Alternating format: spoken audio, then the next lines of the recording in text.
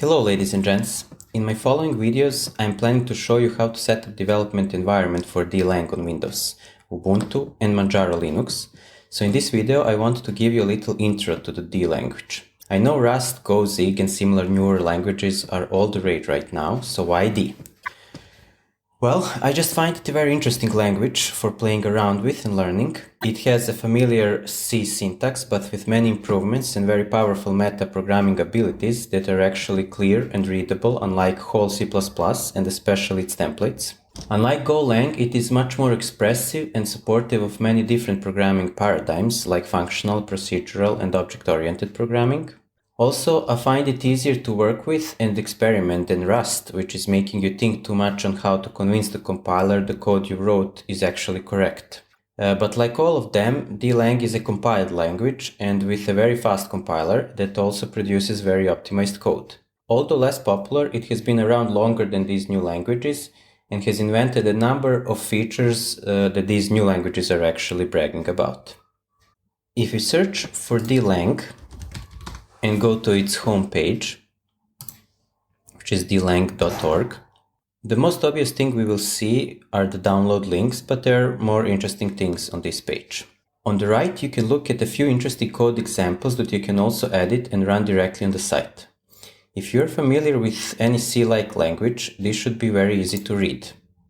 The only two things I think you need to additionally know are: so DLang supports something they call universal function call syntax, which means that if you have a function that receives only one argument, you can call that function in two ways. You can say like you would in C, but you can also do this.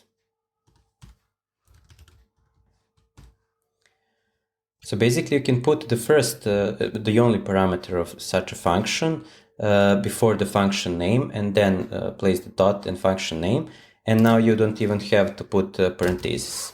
And this actually allows some standard library functions to be chained together, like we can see here. So we have file constructor that receives a path, then we have a bychunk method that receives a file and a number of columns, and so on. And the other thing that you need to know is that the exclamation mark is used to pass compile time parameters or values. It is similar to angle brackets in other languages. So for example, in C#, you would say list of strings like this, and you would say dictionary of string to int like this.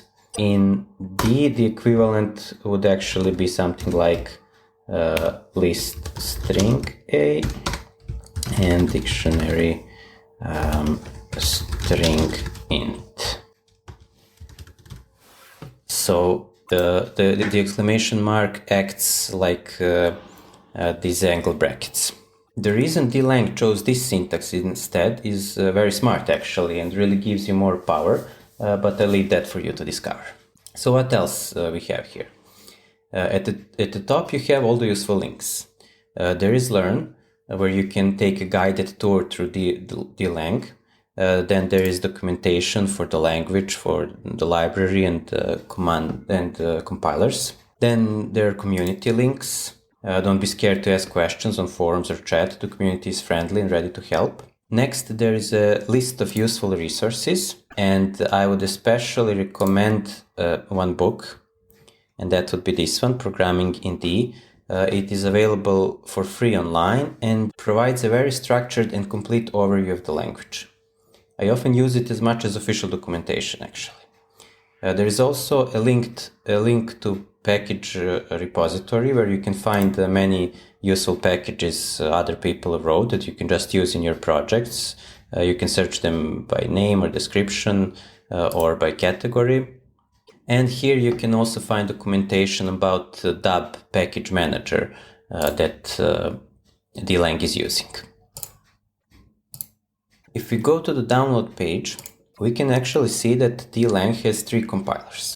They have the same frontend so that there are no silly language differences between them like with C and C++ compilers, but they use different backends. In simple terms, compiler frontend is part that parses code, analyzes it for errors and warnings, and outputs some kind of intermediate representation of that code. And backend is a part then that takes that intermediate representation as input and produces machine code for some target platform and also does optimizations for that platform. DMD is the reference compiler. New features will always first appear in it. It is the fastest compiler of the three, but its optimizer isn't top-notch, so it doesn't produce the most optimal code. JDC uses the same backend as GCC or GNU-C compiler, so it supports the most target platforms and has the same level of optimizations as GCC since they use the same backend. And the last one is LDC, which uses LLVM as backend, the same library that Clang C++ compiler uses. So it also supports a great number of target platforms and possibly produces the most optimal code with only slightly longer compile times. In the following videos, we will be setting up DMD and the LDC compilers. Also, what do I mean when I say development environment? It is of course a code editor, but one that provides three important things. First is easy code navigation. Next is autocomplete. And the third thing is debugging support. I find all three things essential when learning new language or just a new project in that language, and very useful even when you know it by heart. So let's take a look at what can provide us with these options.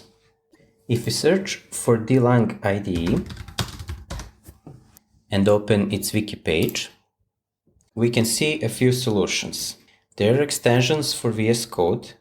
There is also Visual D extension for Visual Studio, and it supports the latest Visual Studio. There is a plugin for IntelliJ IDEA and standalone IDE text based on GTK library for its UI.